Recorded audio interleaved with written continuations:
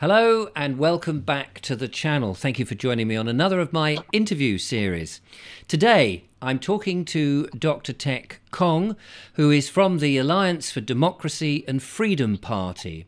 Now I know what you're saying, oh no, not another political party, but I believe that this is somewhat different to many of the others. So I'm very excited to welcome Dr. Khong to the channel. Hello, Dr. Khong. Can I call you Teck? Please, yes, that makes it simpler. That's fantastic. And of course, you can call me Sir. No, Richard. So now, the Alliance, and I should say that you are the Alliance leader, is that correct? I am indeed, Richard, and thank you for the invitation to your show. It's fantastic. Well, the channel is growing, and I know more and more people are worried about the current state of affairs, and particularly at the moment with the two the two parties, obviously one in government, and the way that both of them seem to be pretty closely aligned, that the opposition is opposing very little. And some of the things that seem to be put forward that we're going to enjoy, he says in inverted commas, may not be what people have even asked for. There's been no mandates for or even consultations, or consultations have been very well hidden. So as a smaller party, it would be interesting to get your take on that situation and find out also what your party stands for and your approach and philosophy. So shall we start first of all with the current situation where we are with the current government and some of the very unusual things that have been happening since the pandemic really, and the response to that? Because I know that you stand with Andrew Bridgen on the rather strange way the government are being very silent about the harms and the excess deaths. Yes, Richard, indeed.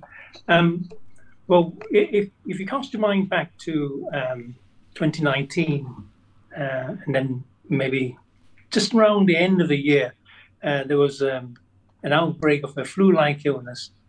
And then very soon, I think it was in March 2020, that the pandemic was officially declared worldwide. When the news first broke, it had all the announcements that we were dealing with a very serious illness spreading throughout the world with a high fatality rate and various other things. So when the vaccines were fast-tracked off the phase 3 clinical trials, I was hopeful that we could have a solution to the so-called deadly problem. But there's so many inconsistencies, and eventually the penny dropped with me and with quite a few others. But there were not only inconsistencies, but there were also serious anomalies. We were not allowed to talk about it. Now, science, a medical person, if you have anything you encounter with difficulty or something that's unusual, you discuss with your colleagues. But there was a clampdown. So it started with noticing that there is this very magical virus that can jump 1.9 meters, but not 2 meters. It's something you can protect yourself with a paper mask. When it's so small, a tiny particle that even gas masks would struggle to keep out, paper masks would do. And then there were lockdowns. So things became very clear that there were serious anomalies. Now, in my younger days, I was a clinical research registrar, one of those young doctors looking at how different things work and so on. And in clinical trial situation, we have at least 4 things we observe. One is something called informed consent. Now, considering that this weren't supposed to be reviewed until the end of this year, there was no informed consent. My own wife went for the vaccination or injection, as I prefer to call it, without a word of what the thing is about and the technology and what to expect. Well, that may be in the early days, but as things went on, you should have accumulated, or they should have been accumulated data, which the public should be aware of. Yeah, sorry. No, keep Hello? going. The signal is because it's weak. It reduces the size of the picture. But Right. yeah, so don't worry about that. We're listening intently. So as time went by, there should have been an accumulation of data, um, and that wasn't revealed to people taking part in the injections later on. Now, what do I mean by informed consent? Well, the informed consent basically consists of informing people, advising people that the product being used for them or on them is of a trial nature. That means it's experimental. Mm. And the people taking part in it should have the option of either accepting or declining based on information supply. So you would say, Richard, this is in clinical phase 3 investigation. We know that it might give you a local reaction, there might be redness, there might be longer term problems, say in the next few days you might get a headache or whatever it is. And please look out for A, B, C, and D or whatever. None of those were available. The other thing was when data became available of thrombosis, they downplayed it. So we had Italy and Denmark suspending the AstraZeneca. But, it wasn't actually told to people. Some mainstream media news outlet carried it, others didn't. And if you knew about it, you think, well, maybe the government is correct about the whole thing. I'll go ahead with it. So there was a lot of confusion, a lot of lack of information. Sorry, I wouldn't say a lot of. There was a lack of information. And the other thing about clinical studies is you offer people an alternative. So if you do not want to take part in this, we have a means of treating it with X, Y, Z. And that wasn't presented to people. In fact, there was a complete shutdown of people who were trying to promote repurposed medication. So things like hydroxychloroquine, ivermectin. If you mention that in social media, you were suspended. Yes. So I think a lot of my colleagues either knew about the situation or rather the developing situation or were totally ignorant. Now, if they knew about it and made no protestation about it, then I think they were complicit in the unethical pursuit by the government to carry on with the rollout. I think Andrew Bridgen has been a very clear voice, and it's to be commended. And I remember Sir Christopher Chope also made similar voices in Parliament, but I think Andrew Bridgen more recently had the benefit of accumulated data. Now, there are people who say, look, this is all conspiracies, this is to denigrate the benefits of the vaccine. But as a clinician, I was very open-minded. So from the early days, I was hopeful that something good will come out of this fast-tracked experimental drug.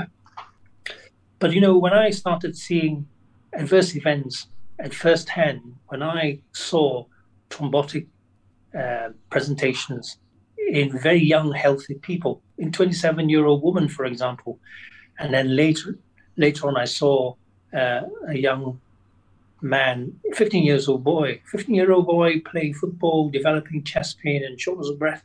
He had myocarditis, and the cardiac enzyme, which is a marker of damage, troponin, was very elevated. So there were clearly things that were not right. So you get a young boy with myocarditis, you get a 27-year-old with thrombosis. I had loads of cases. I had people with shingles. I had people with unexplained abdominal pain, and so on. So if you're asking me about the COVID vaccinations, I think it's seriously flawed. And as a party, we called for a moratorium back in November 2020. We called for a national debate on the substance, and we also called for a moratorium. I wrote an article on the vaccine being extended to children.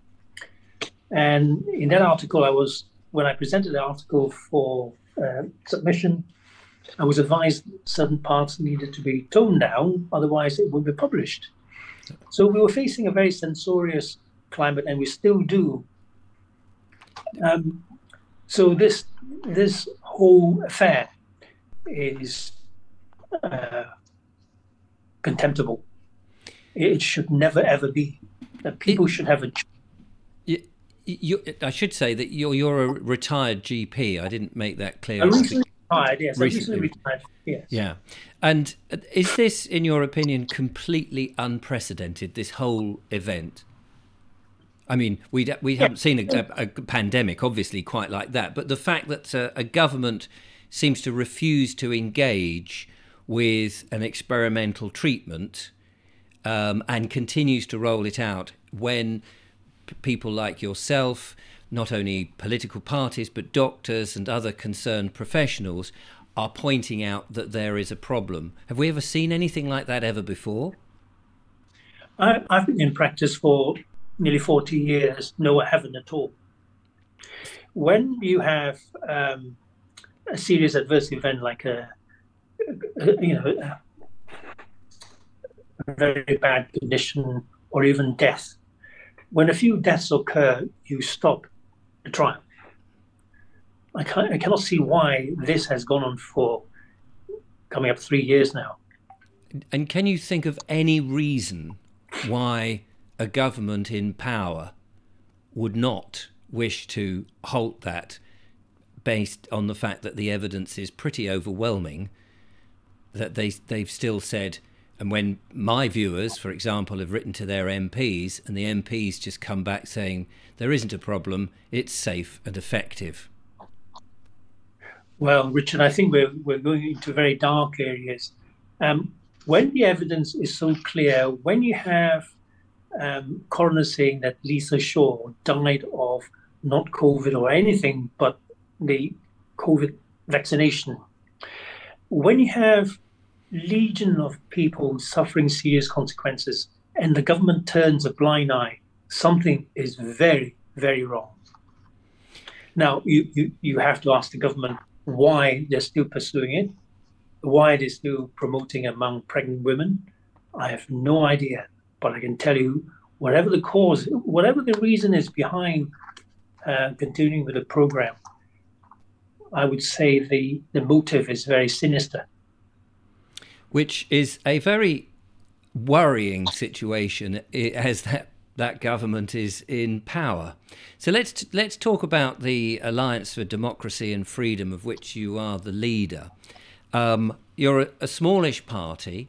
We're coming up, hopefully, soon to an election. People are, I imagine, are worried because a lot of my viewers will be switched on. Obviously, they'll have their own ideas why the government are doing things, or they'll have theories about what's happening and who's influencing all of this, which, of course, one can't confirm either way, but we've all got our own opinions. How, going forward, when we have an election which effectively is this two-party system, how do we get out of a continuation? Because it seems that the Labour Party were pretty much wanting the same, if not more, restrictions and control and mandates. And it doesn't give people much hope for the future. Can you give us hope? I can indeed. The system is not ideal at all. It doesn't represent what we know to be democracy. If you have first past the post, we have a very flawed system. So we have this pendular politics that swing from Labour to Conservative, and so on.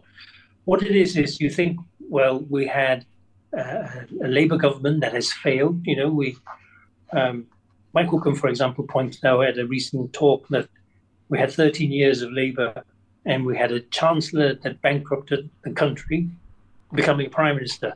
And we have exactly the same thing. We now have 13 years of a Conservative government and an unelected prime minister who was previously a chancellor and has, well, done serious mistakes with the with the economy.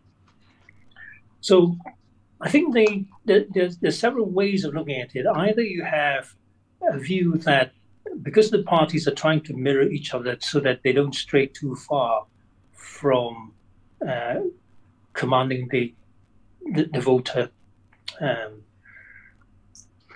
responses, or there is an external influence directing how politics should be done. Now, regardless of what you believe is the system or the motive behind this pendulous swing in politics, what I say is this: we have an imperfect system. We will try and get in using the imperfect system. And then when we have a foot in the door, we will gradually pursue the changes we want to see. So I'm encouraging a lot of people, a lot of members of the public who are very disenchanted or angry about what's going on, rather than sign petitions or continue to do marches and stand in the parks and all sorts of things, is to actually consider standing as candidates to represent their community. That is the first step. That is the foundation of politics. And as a party, we do not whip people who want to stand in local elections. So if you have a local issue which is quite different from issues in other areas, you as the representative should vote in the chamber according to the wishes of the majority of the people who elected you. So we try and practice democracy at a very local level, very devolved level. And other people would even call this a route to direct democracy. So it's very, very much bottom up, as you say. Very much so. Very much so. I think that's the essence. That's what people want. We certainly don't want a disconnected parliament. At the moment, as you quite regularly say, there are people claiming we've got Brexit done. Brexit is not done. How can Brexit be done when a part of the United Kingdom is still virtually under the jurisdiction of the EU? Yes. This Northern Ireland Protocol divides the nation. It isn't right at all.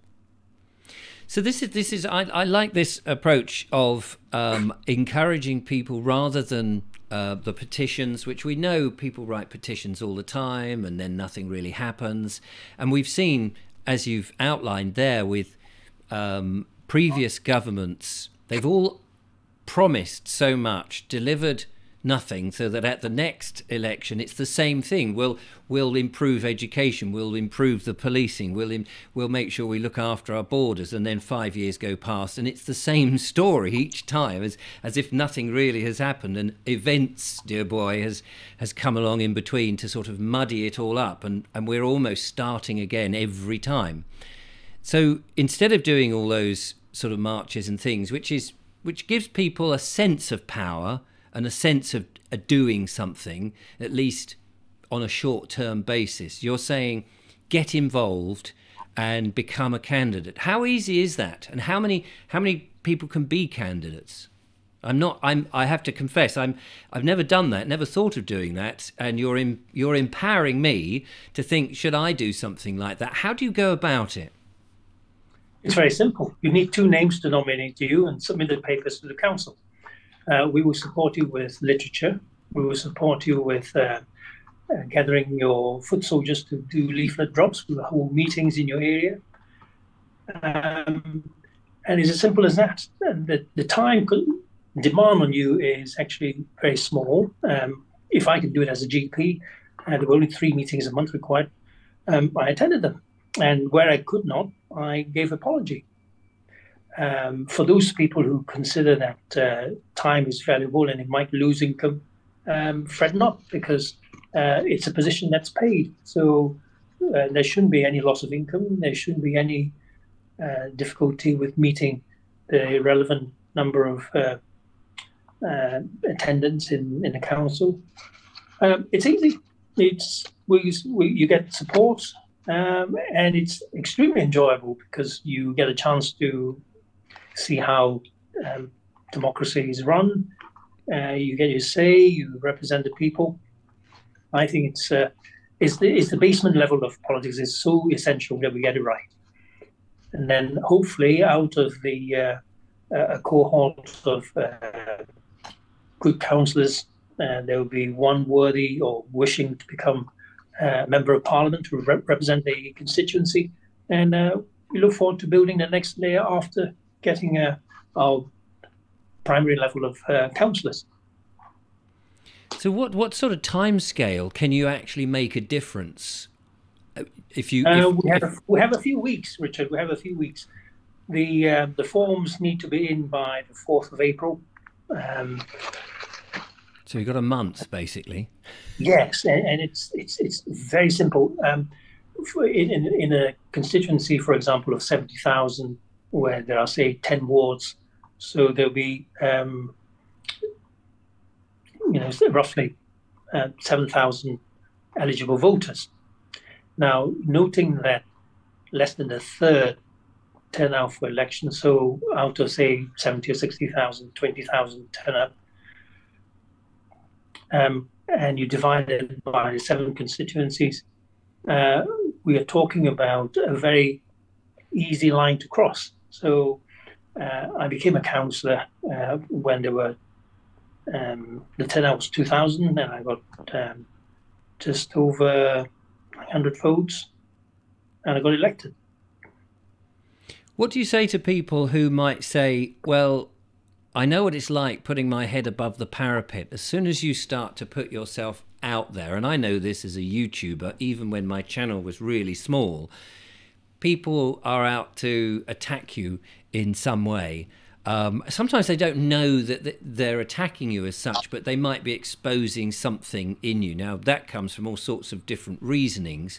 But and we've seen how people can write something on social media, they might have an opinion, and other people will come in and tell them that their opinion is wrong or that they're an idiot. And so people can be easily intimidated and frightened. Do you need to have a thick skin to become a councillor?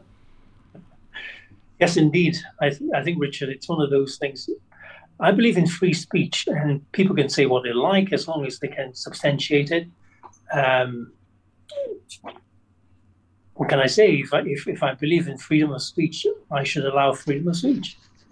You can say what you like. If I believe that my view should be listened to and find out why I say certain things, come and ask me, talk to me, and I'll explain.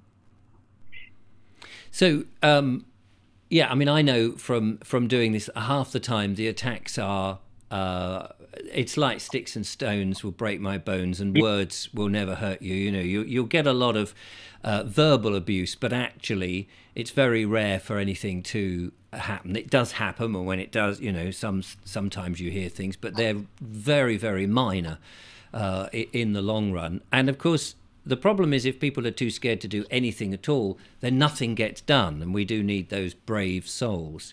I know we were talking about people are at the moment quite politically homeless, and they're looking for things. Being a candidate, how can you be confident that what you're doing is going to be of benefit? I think the best way to view the political ethos of the Alliance for Democracy and Freedom is that we pursue things which are neither left nor right. We pursue what's correct. Correct for the community, correct for the country. And I think there should be no reservation stating your position. So there are people who say, you mentioned about the vaccines. So I said, look, if it harms people and even kills people, it isn't right. I don't have to be right-wing or left-wing to say that. If you have illegal migrants coming in, and you say, look, that's not the right way to seek asylum or even immigration, I don't have to be a right-wing or left-winger to say that. It's just common sense. People wanting to be employed in this country from abroad, they come through the airport with a passport, not float along the English Channel and get picked up at RNLI and then get accommodated in hotels. That can't be right because it's funded by the taxpayers at huge expense to them. And then you continue to raise taxes and punish the law-abiding taxpayers. So again, you know, you just state what is common sense, what is sensible. And the first leader of Alliance for Democracy and Freedom, Ernie Warren, came up with a phrase with a keyword. The keyword is center, center, sensible. Whatever you need to say it, as long as it's easily justified and commonsensical. So let's say that we've encouraged now loads of people to become candidates, and within the next 4 weeks they've managed to get the necessary signatures and they've been endorsed and all of those things. And then we head towards, and let's say not just for the Alliance of Democracy, but some people say, well, actually I love that idea of being a candidate, but I want to be a candidate, say, for the Heritage Party or for the Reform Party or any other party. And so people do that. Does that, when it comes to the election, as candidates have been fielded and you've got the choice on the polling card, does that make a difference to the final vote of who gets in, or does it disrupt it a bit? I think you're alluding to vote splitting, Richard, and that is the reason why the party had the name Alliance. On the 25th of September 2021, we convened an all-party plenary meeting in the hope that we can get people to talk and cooperate for election purposes. In the end, what happened was we merged with another party called Time Party. We held talks with another smallish party called Freedom Alliance, and I think they had some difficulties they agreed to a merger, in fact, but I think they got a bit cold feet. So we're waiting to hear from the new executive what's going to happen. I think it's important. If you look at the last 4 by-elections for parliamentary seats, all the other parties, Reform, Reclaim, UKIP, they all lost the deposits. Now, it certainly behoves these people to come to talk with us. So we have met with Neil Hamilton from UKIP. We have met with Richard Tice of Reform. We have conferred on the telephone several times with Lawrence Fox and arranged to meet him, although he failed to turn up on 3 occasions. So we're making every effort to talk to people and see how we can come together to avoid splitting the vote for the sake of the people who are politically homeless, for the sake of the people wanting to see rational change in the country. We cannot go on like this because it's a travesty. We are diminishing ourselves as a nation. We are, for example, Brexit. For example, it's not properly done. It's not even Brexit. When we're still operating on the Common Fisheries Policy, we have the Northern Ireland Protocol. We have not done Brexit. No, absolutely. So, what do you think? I'm just looking at the time. What do you think are a few of the things that are coming down the line that if we can't get our act together and change things, what worries do you have that we, the people of this land, have got to face if we had more of the same, if we don't do something? Richard, I've been very gentlemanly so far. I think I'll be absolutely honest. My fear is that we are suffering under the tyranny of a government that is beholden to a supranational force. And that force takes the form of, it takes various forms. We have the threat of climate change, for example, when I really can't see how they can justify shutting down our industries because of compliance with net zero. We have we hear about the intention to promulgate vaccination passports. That is still online, coming down the line. We have this World Health Organization treaty to be signed. We have net zero to comply with. We have we had central bank digital currency coming on stream. We have all these things which conspire to constrain the freedom of the people. And all these things, in the first instance, seem to be traced back to the World Economic Forum. We have to dissociate ourselves from meddling external influences. The British people have to stand up and take back control, literally take back control, and say, we are a sovereign nation. We will do things according to the benefit and wishes of the people. Absolutely. Amen to that. Amen to that. And I think, you know, hearing it from somebody like yourself, it's easy for me as just a YouTuber who's got his own opinions and is sharing that, and the audience gather as a result of that.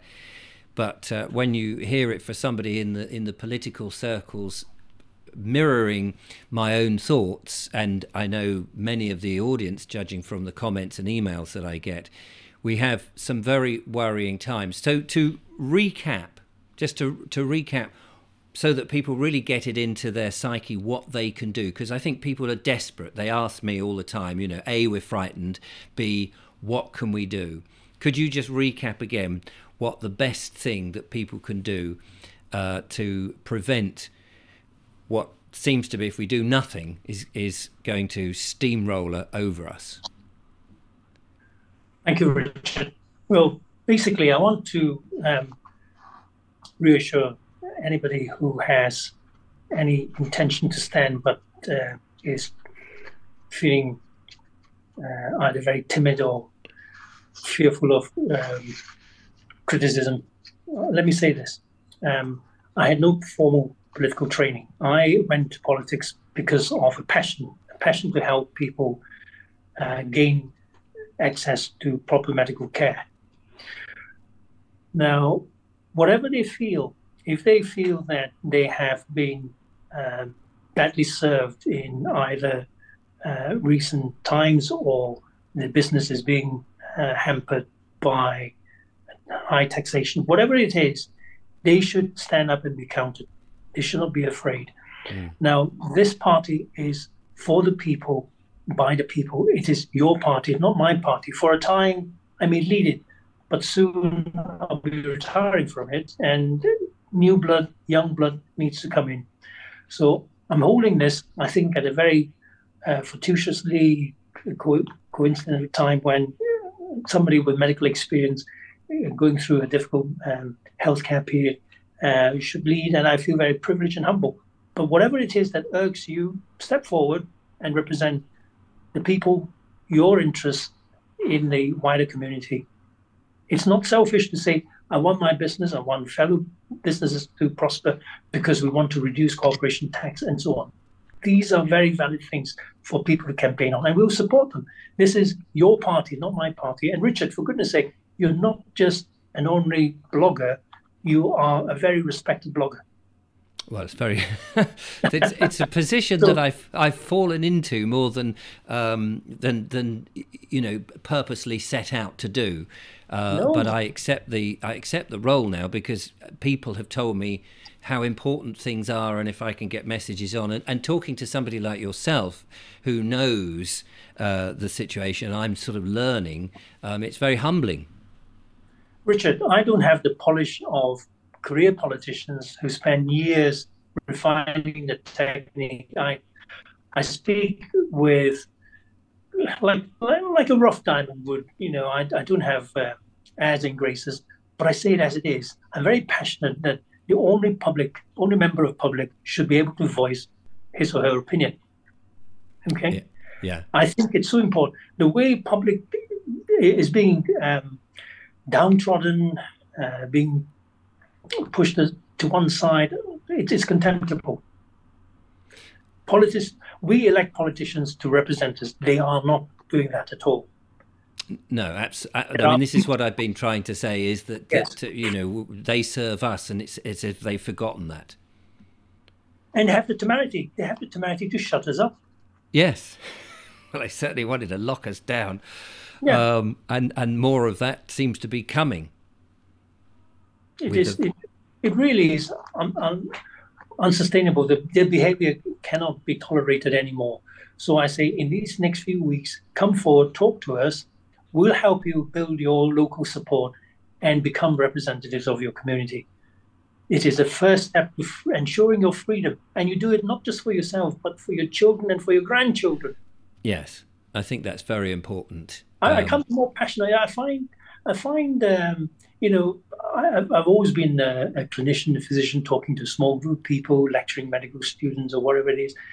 But to talk when there's a huge public behind you, I'm not sure if I can tailor my message to suit everybody, but I do my best. I'm hoping to get the message across that here's a party full of very sincere people, people who've been in politics. I've been a Conservative Party parliamentary candidate since 2002, and I eventually fell out of love with them and fell out of favour with them because of my Brexit stance, because of being outspoken, because of being critical about their health policy. But I mean well. I mean, my ambition has always been to serve the people, to give back to the country that has become my home. And I don't think anybody can floor me on that. And I think that's very laudable, and that's great, and I'm sure people will. Before we finish, let me ask you this, seeing as you are a retired GP and we have gone through this pandemic, and we have had, as you said, with people like Andrew Bridgen and others who have, and of course many people on social media, not the mainstream media, have been warning people, telling people and exposing some of the shenanigans that have been going on and the terrible things that have happened to people.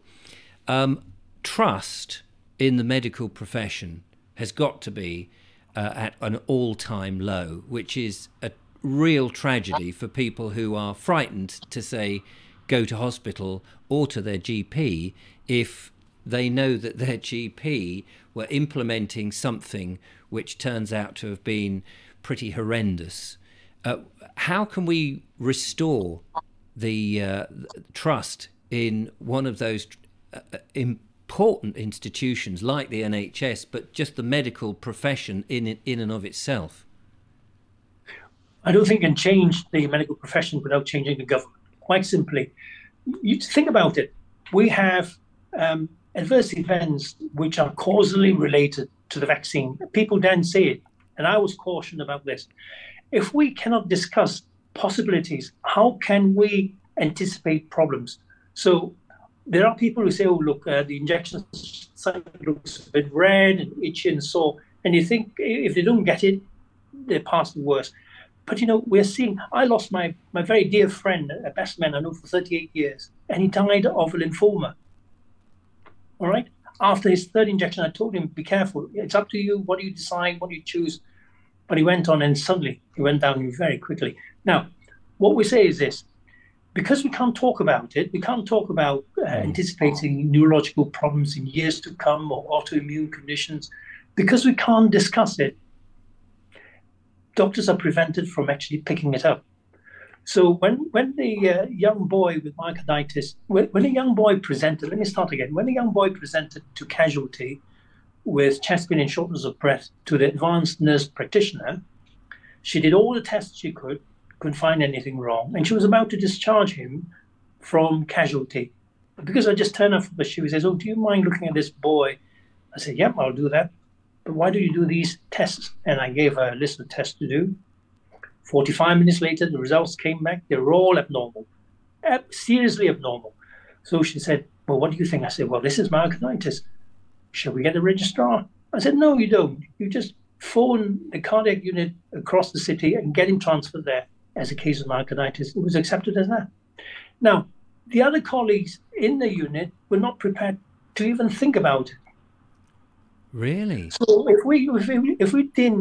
if you're not allowed to talk about it and entertain the possibilities of adverse effects, that this may not be as effective or as safe as the government makes it out to be, we are then serving our patients. But by shutting us down, yes, we are failing our patients. So until we get rid of a government that is seriously wrong, okay, the errant MPs, you see, you can protest and you can march and you can do the perfunctory petitions. Nothing will happen unless you threaten to remove them from the seats. And that is what we want to do. We want to get these errant MPs and the errant government out from Westminster. We want the people to rule the country again, not people who are subservient to an external force in the form of either economic World Economic Forum or the WHO or the subverted United Nations. We want our country back. We want our country back. You have given me the title for the video. You're absolutely right. Thank you so much for talking to me. I hope that this has inspired lots of people to go out and become candidates and take on board, or at least talk to somebody else, show them this video and encourage them to be a candidate if they can't be themselves, because we do want our country back. We don't want a government which is shutting down conversation in a whole load of different areas. Yes. And we also would like our mainstream media to be accountable as well and unbiased. But we definitely do not want the governments that we have and the people back into control. Dr. Teck Khong, thank you so much for talking to me. It's been a real pleasure. I've thoroughly enjoyed it. Thank you, Richard. Thank you so much. So there we are, ladies and gentlemen, a true man with passion. It has to be said, we want our country back, and it's down to us, basically, at the end of the day, to do just that. So there you go. Do check them out. I put the link in the description to the Alliance for Democracy and Freedom. Check them out. Get in touch. Ask them any questions you like. I imagine they'll be very welcome to hear from you. But in the meantime, thank you from Dr. Teck Khong and myself. Till my next video. Bye-bye.